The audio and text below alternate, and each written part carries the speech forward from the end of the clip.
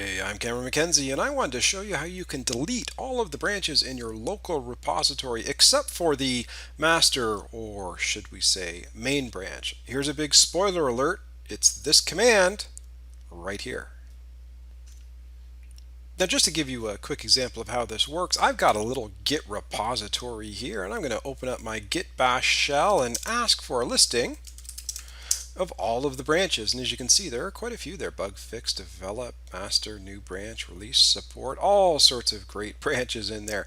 But let's imagine I just finished a sprint, or finished doing development, or finished all my feature branches, and I want to get rid of everything except for the main branch. Well, first thing you need to know is if you're going to delete everything, you've got to make sure that you don't have any other branches checked out. So I'm going to do this from the main branch. If I try to delete the main branch, there'll be a problem. In fact, it might even say, hey, as you're trying to delete all of the branches, you actually tried to delete main too, and that's not going to work. But that's fine because I'm on the main branch.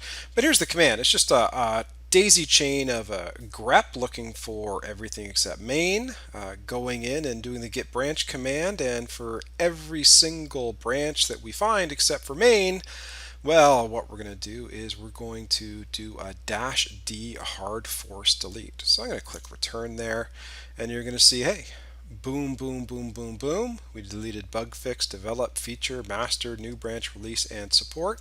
And if I do the git branch a command right here, you'll notice that the references to the remote branches still exist, but all of the local branches have been deleted except for that good old master branch.